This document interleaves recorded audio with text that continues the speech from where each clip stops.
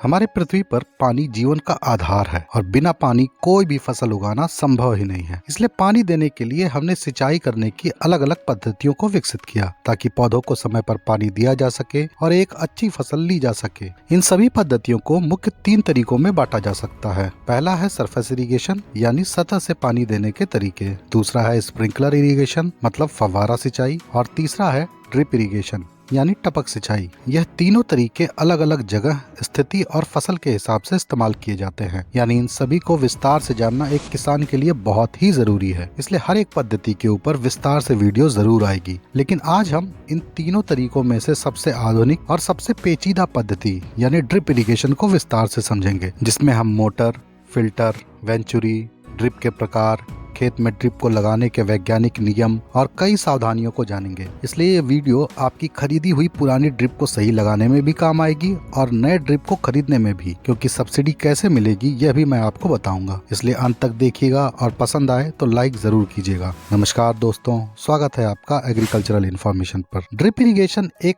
ऐसी सिंचाई की विधि है जिसमें पानी को इतना धीरे दिया जाता है कि वह पानी रीस कर सीधे पौधों के जड़ों पर बिना पौधे को छुए पहुंच जाता है। इस तकनीक को इजराइल में खोजा गया था और भारत में इस तकनीक का विस्तार करने वाली कई अच्छी कंपनियां हैं, जैसे नेटाफिम, रिविलिस और जैन इरिगेशन। इनमें से भी सबसे अच्छी कंपनी नेटाफिम है मेरी नजर में, क्योंकि यह सबसे पुरानी कंपनी है जिसने ड्रिप इरिगेशन के कई तकनीकों का विकास किया और इनके कई डिजाइन पेटेंट हैं। और अपने देश में जैन इरिगेशन ने ड्रिप की शुरुआत की थी। लेकिन क्योंकि हर पेटेंट की एक समय अवधि तय होती है और इसलिए आज इन्हीं अच्छी कंपनियों द्वारा विकसित तकनीक का इस्तेमाल करके ज्यादातर कंपनियां चल रही हैं। लेकिन मार्केट में अपने उत्पाद को बेचने के लिए कई कंपनियां इसके कई मानकों को घटाकर ड्रिप को सस्ते में भी तैयार करने लगी हैं। हालांकि इससे किसानों को बचाने के लिए सरकार अच्छे रजिस्टर्ड कंपनी के ड्रिप में 90% तक की सब्सिडी देती है, ताकि इन सस्ते उत्पादों के दाम पर ही किसान अच्छी ड्रिप लगवा सके। और मैंने खुद अपने कई खेतों में सरकार से सब्सिडी लेकर ड्रिप लगवाई है। सब्सिडी पाने का सबसे अच्छा तरीका है दोस्तों कि आप अपने जिले के उद्यान विभाग के ऑफिस में संपर्क कीजिए और अपने क्षेत्र में काम करने वाले ड्रिप के कॉन्ट्रैक्टर्स का नाम ले लीजिए। और ऐसे लोग हर क्षेत्र में उपलब्ध होते हैं जिन्होंने विभिन्न रजिस्टर्ड कंपनियों की एजेंसी ली हुई होती है और इनसे आप बड़ी आसानी से ड्रिप लगवा सकते हैं, क्योंकि ये लोग साधारण तौर पर आपके सारे सरकारी और कागजी काम खुद करवा देते हैं। और आज से लगभग 5 साल पहले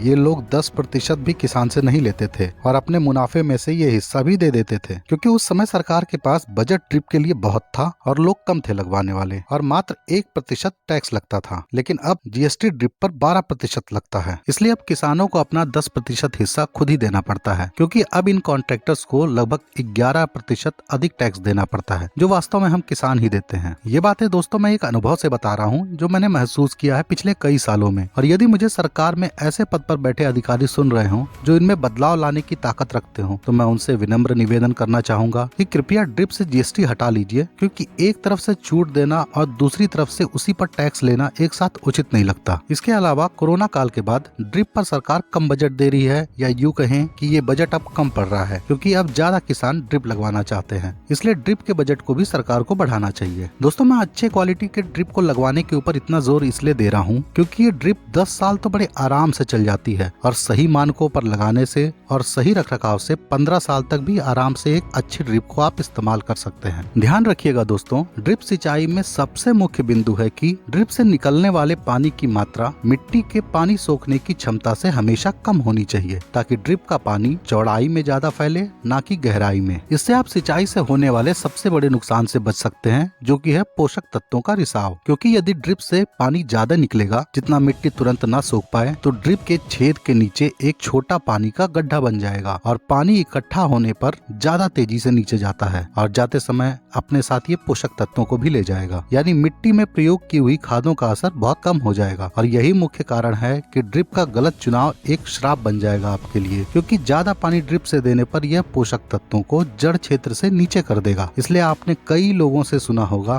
कि ड्रिप को लंबे समय तक चलाने की अपेक्षा कई बार कम समय तक चलाने से ड्रिप के अच्छे परिणाम मिलते हैं, क्योंकि इससे पानी सिर्फ ऊपरी सतह तक ही सीमित रहता है। दोस्तों, ड्रिप सिंचाई में मुख्य 2 प्रकार के ड्रिप इस्तेमाल होते हैं। पहला है इनलाइन और दूसरा ऑनलाइन। ऑनलाइन ड्रिप मतलब इसमें छेद आपको खुद करने पड़ेंगे अपनी आवश्यकता के अनुसार, और इनलाइन ड्रिप में पहले से ही कंपनी के द्वारा छेद किए होते हैं एक निश्चित दूरी पर, जिससे निश्चित मात्रा में ही पानी निकलता है और इस निश्चित मात्रा में पानी को निकालने के लिए ड्रिप के अंदर प्लास्टिक की प्लेट लगी होती है, जिनमें काफी बारीक नालियां होती हैं और इन नालियों से पानी घूम कर निकलता है, इसलिए पानी का प्रेशर कम हो जाता है और इससे निश्चित मात्रा में ही पानी निकलता है एक निश्चित प्रेशर पर। ये प्लास्टिक की प्लेट मुख्य दो आकार की होती हैं, चपटी और गोल। लेकिन आपको हमेशा चपटी वाली ड्रिप ही लेनी चाहिए, क्योंकि गोल वाले बटन एक समय अवधि के बाद कड़े होकर टूट जाते हैं दबाव पड़ने पर। और दूसरा, गोल वाले बटन लगाने से ड्रिप की अधिकतम दूरी भी कम हो जाती है, क्योंकि ये पाइप में ज्यादा जगह लेता है चपटे आकार के बटन की अपेक्षा। इसलिए इसे ज्यादातर अच्छी कंपनियां बनाती ही नहीं है। दोस्तों, सभी कंपनियों की सारी ड्रिप की क्षमताएं 1 किलो प्रेशर के अनुसार बताई जाती हैं, यानी ड्रिप सिंचाई के लिए पाइप में कम से कम 1 किलो प्रेशर होना अनिवार्य है। इसलिए ड्रिप सिंचाई को कई जगह प्रेशराइज्ड इरिगेशन भी कहा जाता है। इसी प्रकार ड्रिप की चौड़ाई और बटन से पानी निकलने की क्षमता के हिसाब से उस पाइप की अधिकतम दूरी तय होती है, क्योंकि पानी को ले जाने की क्षमता काफी हद तक पाइप के घेरे पर निर्भर करती है और इनकी औसत क्षमता कुछ इस प्रकार है। 12 mm ड्रिप 200 लीटर पानी प्रति घंटे ले जा सकता है। इसी प्रकार 16 mm ड्रिप 400 लीटर पानी प्रति घंटे ले जा सकता है और 20 mm का ड्रिप 600 लीटर पानी प्रति घंटे ले जा सकता है। इन सब में 16 mm चौड़ाई वाले ड्रिप का इस्तेमाल ही खेती में ज्यादातर जगहों पर होता है। इसी प्रकार अलग अलग ड्रिप के छेद भले ही सब एक जैसे दिखें, लेकिन इनकी क्षमताएं अलग अलग होती हैं अंदर लगे हुए बटन के हिसाब से। और ज्यादातर अच्छी कंपनियां 0.5 लीटर प्रति घंटे से लेकर 3 लीटर प्रति घंटे तक की क्षमता रखती हैं एक छेद की। लेकिन आजकल 4 लीटर और 6 लीटर प्रति घंटे निकलने वाले ड्रिप भी बाजार में उपलब्ध हैं और इस क्षमता को कम शब्दों में LPH कहा जाता है, यानी लीटर प्रति घंटे। लेकिन ध्यान रखिएगा कि छेद से पानी निकलने की क्षमता 1 किलो प्रेशर पर बताई गई है, लेकिन अगर पाइप में प्रेशर इससे ज्यादा होगा तो निर्धारित मात्रा से ज्यादा पानी निकलेगा उसी छेद से। जैसे मान लीजिए 1 LPH की ड्रिप है, लेकिन प्रेशर पाइप में 2 किलो है, तो 1 लीटर की बजाय इसमें लगभग 1.5 लीटर पानी प्रति घंटे निकल सकता है। लेकिन ये एक मात्र अनुमान है, वास्तव में कितना ज्यादा पानी निकलेगा यह कई मानकों के ऊपर निर्भर करता है। लेकिन एक बात तो तय है कि निर्धारित मात्रा से पानी ज्यादा ही निकलेगा। इसी प्रकार दो छेदों के बीच की दूरी भी अलग अलग होती है अलग अलग प्रकार के ड्रिप में, और आवश्यकता के हिसाब से आप इस दूरी का चुनाव कर सकते हैं। और यह आवश्यकता निर्भर होती है खेत और फसल के ऊपर। जैसे मान लीजिए आपका खेत 400 फीट लंबा है और आप एक ही ड्रिप लगाना चाहते हैं, तो 16 mm की 1 फीट दूरी वाली 1 LPH की ड्रिप आपको लगानी पड़ेगी, क्योंकि 16 mm की ड्रिप 400 लीटर पानी 1 घंटे में दे सकती है। लेकिन अगर आपने 16 mm की 1 फीट दूरी वाली 2 LPH की ड्रिप ले ली, तो आप सिर्फ 200 फीट तक ही इस ड्रिप को ले जा पाएंगे। और यदि इसी तरह की 4 LPH की ड्रिप है, तो उसे मात्र 100 फीट तक ही आप ले जा सकते हैं, क्योंकि शुरू के 100 छेद में ही 400 लीटर पानी निकल जाएगा। इस अधिकतम लंबाई को निकालने के लिए पाइप की पानी ले जाने वाली क्षमता को एक छेद के पानी निकलने वाली क्षमता से भाग दीजिए और जो उत्तर आए उसको 2 छेद के बीच की दूरी से गुणा कीजिए। अधिकतम दूरी उस पाइप की बनावट के हिसाब से निकल जाएगी। उदाहरण के लिए 20 mm का ड्रिप जिसमें 2 छेद के बीच में 1.5 फीट का अंतर है और एक छेद की क्षमता 2 LPH है। इसकी अधिकतम दूरी निकालने के लिए पहले आपको पता होना चाहिए कि 20 mm की ड्रिप की पानी ले जाने की क्षमता 600 लीटर है, तो गणना होगी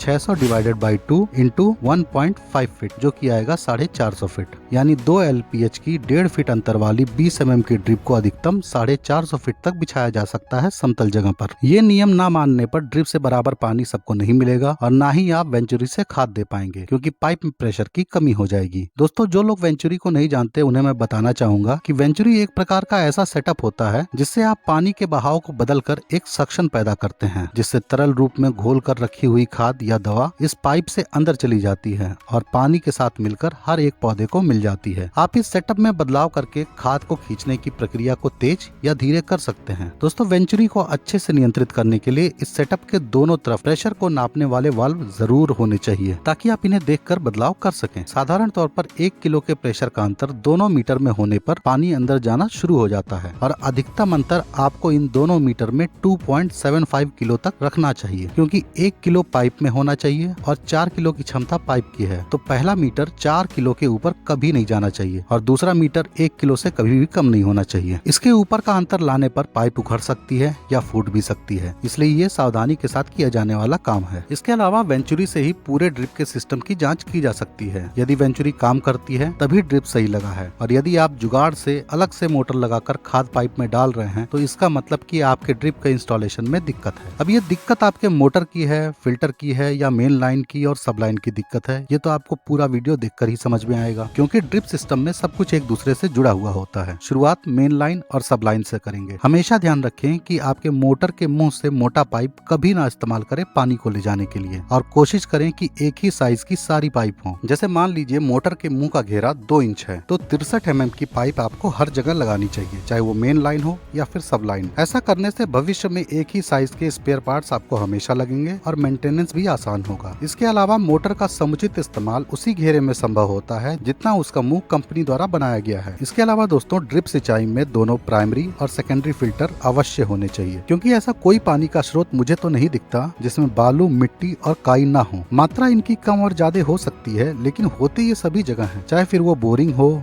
नदी हो, तालाब हो, नहर हो या बारिश से इकट्ठा किया हुआ पानी हो। और सबसे अच्छा प्राइमरी फिल्टर सैंड फिल्टर है, जो बड़े कचरे के साथ बालू और मिट्टी को भी छान देता है। यह फिल्टर वेंचुरी से पहले लगाया जाता है और वेंचुरी के आगे सेकेंडरी फिल्टर लगता है, जिसमें सबसे अच्छा डिस्क फिल्टर होता है, क्योंकि ये बारीक से बारीक कणों को भी ड्रिप में अंदर नहीं जाने देता है। इसलिए दोनों को यदि समय से साफ कर दिया जाए तो आपकी ड्रिप कभी भी चोक नहीं होगी, बशर्ते आप प्रेशर हमेशा 1 किलो के ऊपर रखते हो ड्रिप चलाते समय। इन दोनों फिल्टर को ज्यादा समय अवधि तक साफ करना नहीं पड़ता, जबकि इनकी जगह लगने वाले दूसरे फिल्टर जैसे हाइड्रोसाइक्लोन फिल्टर और स्क्रीन फिल्टर को काफी जल्दी साफ करना पड़ता है, और इनकी कार्य क्षमता भी सैंड फिल्टर और डिस्क फिल्टर की अपेक्षा काफी कम होती है। इसलिए अगर आपको भविष्य में ड्रिप का क्षेत्र बढ़ाना हो और शुरू में ही आपने सैंड और डिस्क फिल्टर लगा रखे हैं, तो इसी कनेक्शन में आप इसे जोड़ सकते हैं। लेकिन ज्यादा क्षेत्र में हाइड्रोसाइक्लोन और स्क्रीन फिल्टर के सेटअप से काम नहीं चल पाता, क्योंकि ये फिल्टर जल्दी चोक हो जाते हैं, जिससे मोटर पर दबाव बढ़ जाता है और आपको बार बार इन्हें साफ करना पड़ता है। और अगर आप ऐसा नहीं करते तो अधिक दबाव से मोटर भी खराब हो सकती है और पाइप भी उखड़ सकती है, और इस दौरान यदि कोई आसपास है तो कोई हादसा भी हो सकता है। लेकिन ऐसा ना हो, इसके लिए कई सुरक्षा के इंतजाम भी ड्रिप सिंचाई में किए जाते हैं, जैसे बाईपास वाल्व, एयर वाल्व और प्रेशर वाल्व। सबसे पहले बाईपास इसलिए होना चाहिए ताकि आप मोटर का पूरा पानी इस ड्रिप के सेटअप में जाने से रोक सकें और सेटअप में कोई भी दिक्कत होने पर मोटर को सुरक्षित किया जा सके। और इसलिए यह हमेशा मोटर और ड्रिप सेटअप के बीच में लगाया जाता है, ताकि इसे खोलने पर पानी यहीं से मुड़ जाए और बाहर की तरफ चला जाए। दूसरा, एयर वाल्व इसलिए दिया जाता है क्योंकि जब मोटर बंद होती है तो पाइप में हवा भर जाती है, और वापस जब पानी इन पाइप में जाता है तो अंदर की हवा दबकर पाइप में प्रेशर बनाती है। अब पानी की तरह हवा पाइप के आकार के हिसाब से नहीं चलती दोस्तों, बल्कि हवा हमेशा ऊपर की तरफ जाने की कोशिश करती है। इसलिए आपको फिल्टर यूनिट हमेशा ऊंचे जगह पर एक चबूतरा बनाकर लगाना चाहिए, और ये जगह सभी खेतों के लेवल से ऊपर होनी चाहिए। और अगर आप ऐसा करते हैं तो मात्र एक एयर वाल्व की जरूरत पड़ेगी, जो आप वेंचुरी से पहले और प्राइमरी फिल्टर के बीच में लगवा सकते हैं। ऐसा करने से ज्यादातर हवा सेकेंडरी फिल्टर से ही निकल जाती है और मात्र एक एयर फिल्टर से ही पूरे सेटअप का काम चल जाता है। अब तीसरा और सबसे जरूरी है प्रेशर रिलीज वाल्व, और यह बाईपास से भी पहले होना चाहिए, ताकि किसी भी अवस्था में ज्यादा प्रेशर मोटर को खराब ना कर सके। ये प्रेशर वाल्व एडजस्टेबल होते हैं और इनकी सेटिंग 4 किलो के प्रेशर से कम रखी जाती है, ताकि 4 किलो से ऊपर प्रेशर कभी भी मोटर के ऊपर ना पड़े, क्योंकि तय सीमा के ऊपर प्रेशर होने पर पानी सीधा इससे बाहर निकल जाएगा और आपकी मोटर और ड्रिप का सेटअप सुरक्षित रहेगा। दोस्तों, इन छोटी छोटी चीजों का खर्चा ज्यादा नहीं है, लेकिन इनसे सुरक्षा बहुत ज्यादा मिलती है, इसलिए इनका प्रयोग अवश्य करना चाहिए। दोस्तों, एक साथ आप कितने एकड़ में ड्रिप लगवा सकते हैं, यह मुख्य तौर पर पानी की मोटर पर निर्भर करता है, और ड्रिप सिंचाई के लिए सबसे अच्छे इलेक्ट्रिक मोटर ही होते हैं। हालांकि कई लोग आजकल सुझाव देते हैं कि आप डीजल इंजन से भी ड्रिप को चला सकते हैं, लेकिन ये गलत है, क्योंकि डीजल इंजन प्रेशर में काम करने के लिए बनाया ही नहीं गया होता है, और आमतौर पर इस इंजन को ठंडा रखने के लिए पानी का इस्तेमाल होता है, और ये पानी पंप के मुंह से एक पाइप के माध्यम से इंजन में जाता है। अब जैसे ही आप डीजल इंजन को प्रेशर में चलाने की कोशिश करेंगे तो यह इंजन में जाने वाले पानी की रफ्तार तेज हो जाती है और काफी प्रेशर यहीं से खत्म हो जाता है। इसलिए मैंने अलग से पानी का ड्रम रखा और एक छोटी मोटर से इसको ठंडा रखने का इंतजाम किया, ताकि प्रेशर कम ना हो मुख्य पानी के पंप का। लेकिन ऐसा करने पर ज्यादा प्रेशर की वजह से इंजन ही बंद हो जाता है कुछ समय के बाद, और बहुत मुश्किल से 1 किलो का प्रेशर 1 एकड़ के क्षेत्र के लिए मुझे मिला। वो भी इसलिए क्योंकि इसमें 1.25 LPH की ड्रिप लगी थी। 2 LPH में तो ना के बराबर प्रेशर था, और पता करने पर मुझे मालूम चला कि डीजल इंजन पंप को तेज नहीं घुमा पाता, और इसलिए इनका हेड भी काफी कम होता है, यानी मात्र 12 से 14 मीटर के आसपास। अब इतने कम हेड में पानी सतह पर लाना तो संभव है, लेकिन पानी पाइप से दूर ले जाने में दिक्कत आती है। दोस्तों, मोटर का हेड उस ऊंचाई को कहा जाता है जिसके ऊपर वो मोटर पानी को नहीं उठा पाएगी, और इसलिए कितना पानी आपका मोटर देगा यह इस बात पर निर्भर करता है कि उस मोटर के कितने हेड का इस्तेमाल आपने कर लिया है, और यह बात हर मोटर पर लागू होती है। इसलिए पंप की कंपनियां इसे लिखित रूप में देती हैं कि उनका पंप कितना पानी किस ऊंचाई पर देगा और इसी से सारी गणना की जाती है। हेड का गणित करने के लिए आपको कुछ बातों की जानकारी होनी चाहिए। जैसे मोटर का हेड उसके मुंह की चौड़ाई के हिसाब से दिया होता है। जैसे मान लीजिए 2 इंच के मुंह वाली मोटर है और इसका हेड 20 मीटर है, लेकिन आपने इसमें इसके आगे आधे इंच की पाइप लगा दी है, तो यह आधे इंच में 320 मीटर तक पानी को उठा देगा, क्योंकि 2 इंच का क्षेत्रफल आधे इंच के क्षेत्रफल से 16 गुना ज्यादा होता है। तो 20 मीटर इंटू 16 हो जाएगा, यानी 320 मीटर तक यह पानी को उठा देगा। दूसरा नियम है कि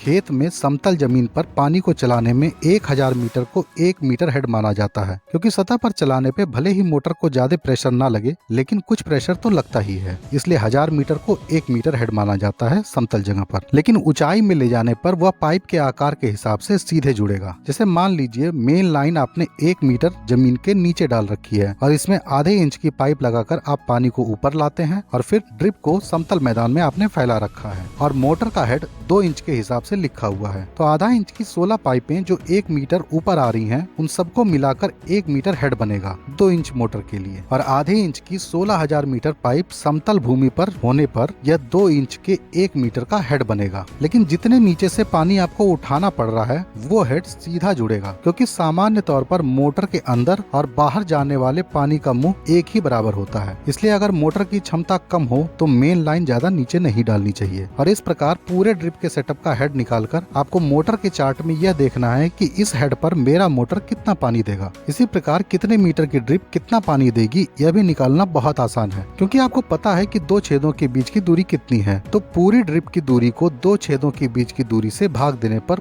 कुल छेदों की संख्या आ जाएगी और इस संख्या को आप एक छेद की क्षमता से गुणा करेंगे तो कुल निकलने वाले पानी की मात्रा निकल जाएगी। लेकिन हर किसान इतना गणित नहीं कर पाता, इसलिए 1 एकड़ के लिए मैं कुछ आपको आंकड़े बता दे रहा हूँ जो 16 mm ड्रिप के लिए हैं। यदि आप 4 फीट की दूरी पर ड्रिप लगाते हैं तो 1 एकड़ में लगभग 10,816 फीट ड्रिप लगेगी और 5 फीट की दूरी पर लगाने पर 8,736 फीट ड्रिप लगेगी। यदि छेद में 1 फीट की दूरी वाली 1.2 LPH की ड्रिप लगाते हैं तो 4 फीट की लगी ड्रिप में 13,520 लीटर पानी निकलेगा और 5 फीट की दूरी पर लगे हुए ड्रिप में 10,920 लीटर पानी निकलेगा। इसी प्रकार 1 फीट की दूरी वाली 2 LPH की ड्रिप का 4 फीट अंतर वाले खेत में 21,632 लीटर पानी निकलेगा और 5 फीट के अंतर पर लगाने पर 2 LPH की ड्रिप में 17,472 लीटर पानी 1 एकड़ में निकलेगा। और क्योंकि दोस्तों आप अभी तक देख रहे हैं, इसलिए कुछ विशेष जानकारियां आपके लिए। इनलाइन ड्रिप के 2 छेदों के बीच की दूरी 1 फीट या 1.25 फीट तक ही रखें, इससे पानी बेड पर आपको बराबर दिखेगा। यदि मोटर कम क्षमता की है तो ड्रिप भी कम क्षमता वाले ही लें, जैसे 1 LPH के आसपास या उससे कम, ताकि प्रेशर हमेशा अच्छा बना रहे।